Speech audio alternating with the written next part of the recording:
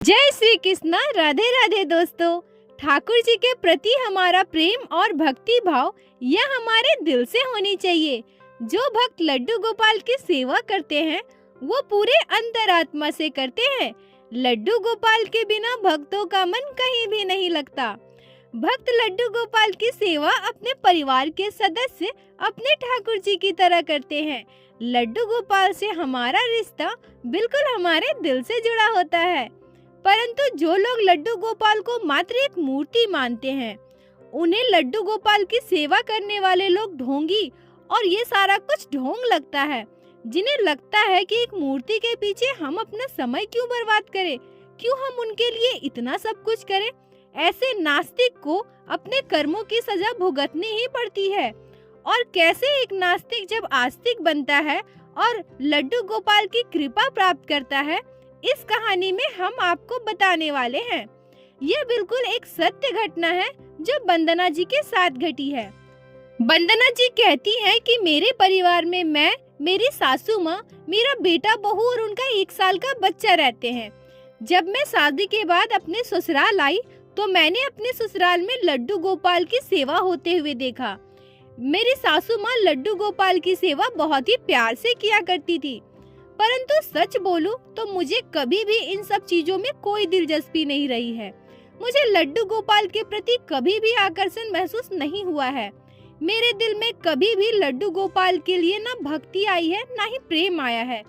मुझे हमेशा यही लगता था कि मेरी सासू माँ एक मूर्ति के पीछे इतना समय बर्बाद कर रही हैं। परंतु मेरी सासू माँ लड्डू गोपाल की सेवा इतने प्यार से किया करती थी कि ये सब देखकर मैंने भी अपनी सासू माँ से कभी कुछ नहीं कहा। वंदना जी आगे कहती हैं कि मेरी सासू माँ हमेशा से ही यह कहती थी, मेरे बाद लड्डू गोपाल की सेवा तुम्हें ही करनी है बहू। मुझे ये सब थोड़ा अटपटा लगता था, पर मैंने अपने सासू माँ को कभी कुछ नहीं कहा। परंतु अब धीरे धीरे मेरी सासू माँ की तबीयत बिगड़ने लगी। उनकी उम्र भी हो रही थी। मेरी सासू माँ ने एक दिन मुझसे कहा, अब मेरी उम्र हो गई है, मुझसे लड्डू गोपाल की सेवा करना थोड़ा मुश्किल हो गया है। मैं चाहती हूँ कि जीवन के अंतिम सांस तक मैं अपने लड्डू गोपाल की सेवा करूँ। जब तक मैं हूँ, जब तक मुझसे हो पाएगा मैं उनकी सेवा करूँगी। लेकिन मेरे बाद लड्डू गोपाल को किसी को भी मत देना।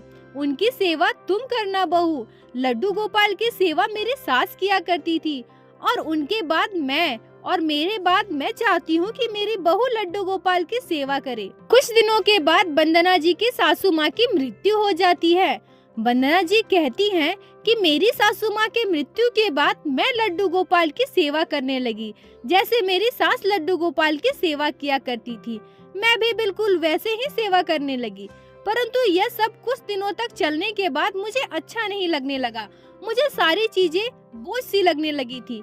मुझे लग रहा था कि मैं क्यों अपना समय लड्डू गोपाल की इस मूर्ति में वेस्ट करूं। मुझे और भी बहुत सारे काम हैं, मैं क्यों ना वो सब कर लिया करूं। मुझे ये सब बिल्कुल भी अच्छा नहीं लग रहा था। वंदना जी कहती हैं कि मेरे बेटे की शादी को 5 साल हो गए थे। मेरी बहू को एक छोटा सा लड़का भी था। मेरी बहू दिन भर अपने बेटे की देखभाल करती और खाना बनाती, इसी में उसका समय निकल जाता था।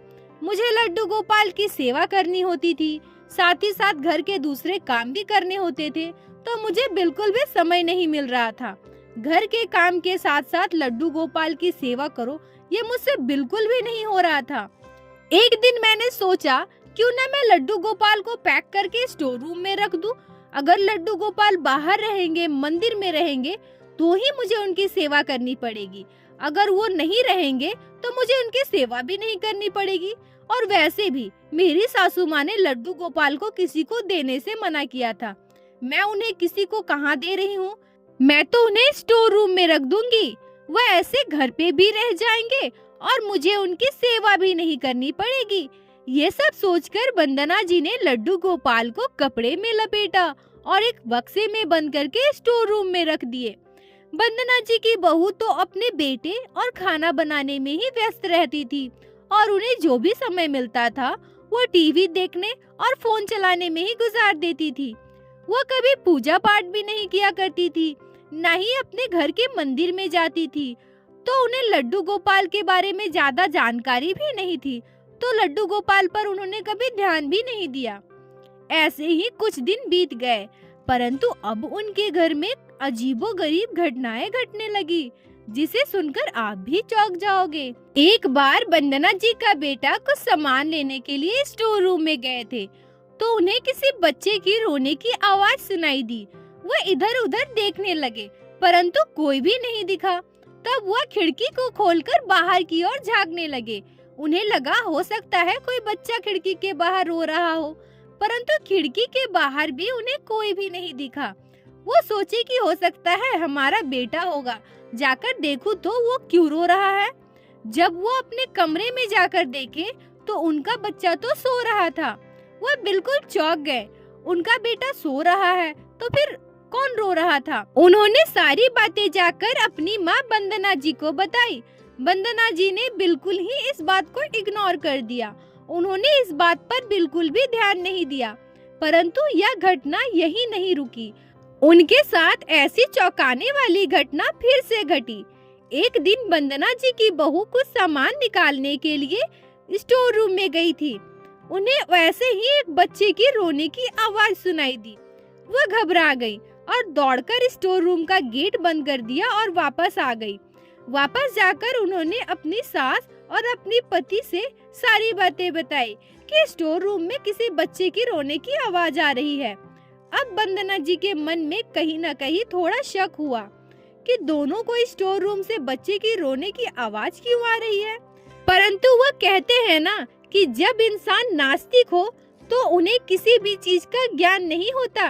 वंदना जी को तनिक भी अंदाजा नहीं था कि वो हमारे लड्डू गोपाल हो सकते हैं।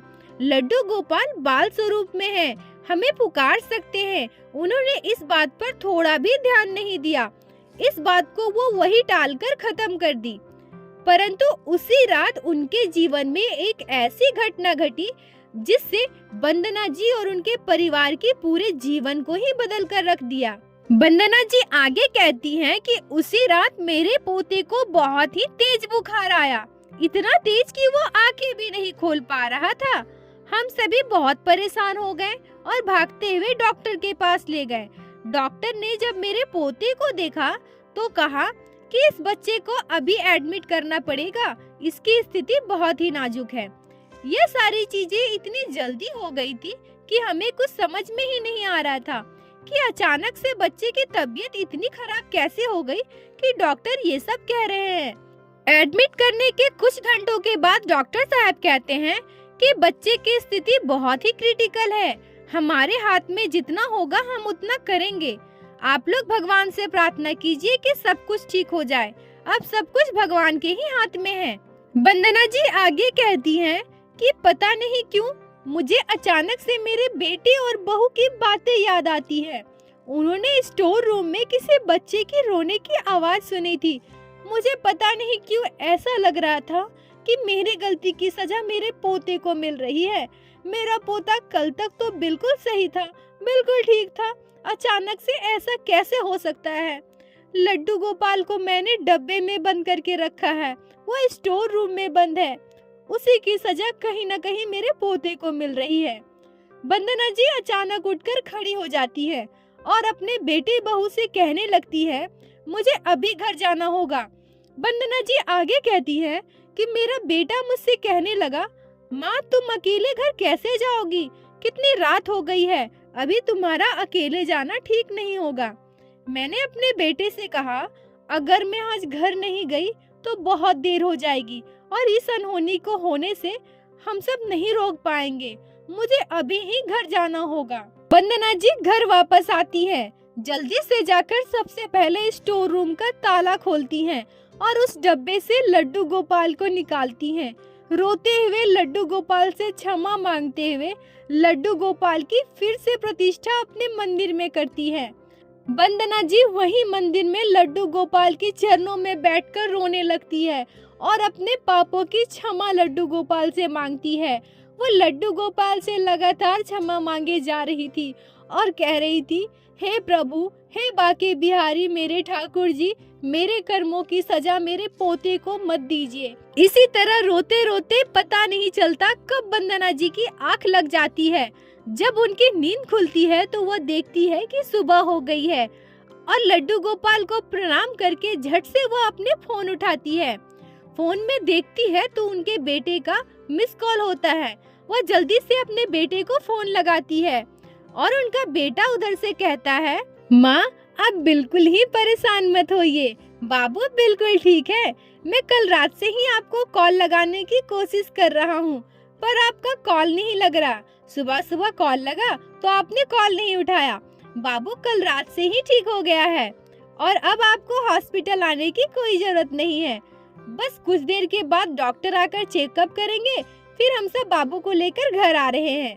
वंदना जी रोते हुए लड्डू गोपाल को प्रणाम करती है।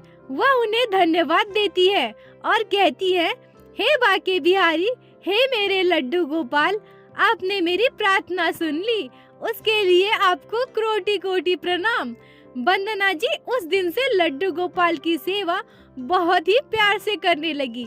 जिस वंदना जी को लड्डू गोपाल मात्र एक मूर्ति लगते थे, जिनको लड्डू गोपाल की पूजा पाठ करना, उनकी सेवा करना टाइम वेस्ट लगता था, वही वंदना जी लड्डू गोपाल के बिना एक मिनट भी कहीं नहीं रह सकती। बोलो बाके बिहारी लाल की जय, लड्डू गोपाल की जय, जय जय श्री राधे। दोस्तों, भगवान कभी भी अपने भक्त को दुख नहीं देते, कभी भी अपने भक्त को सजा नहीं दे सकते, परंतु हमारे साथ जो भी घटनाएं घटती हैं, सारे हमारे कर्मों का ही फल होता है। वंदना जी ने लड्डू गोपाल को मात्र एक मूर्ति समझा, उनकी अवहेलना की, उन्हें स्टोर रूम में बंद किया।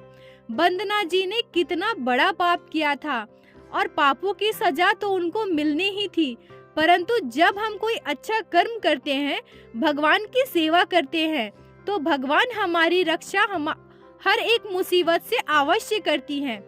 दोस्तों, अगर आप लोगों को वंदना जी के जीवन में घटी यह सत्य घटना पसंद आई हो, आपके दिल को छुई हो, तो कृपया वीडियो को लाइक करके अपने दोस्तों के साथ शेयर अवश्य करें और हमारे चैनल को सब्सक्राइब अवश्य करें, जिससे इसी तरह से प्रतिदिन हमारे चैनल पे श्री लड्डू गोपाल, श्री बाके बिहारी जी की कथा लीला आप सभी सुन सके। अगर आपके जीवन में लड्डू गोपाल ने कोई भी लीला किया हो और उसे अगर आप लोग हमारे साथ शेयर करना चाहते हैं, तो कृपया कमेंट में जरूर बताएं। हम आपसे कांटेक्ट अवश्य करेंगे और आपकी लीला कथा को हमारे चैनल पे शेयर अवश्य करेंगे। राधे राधे दोस्तों।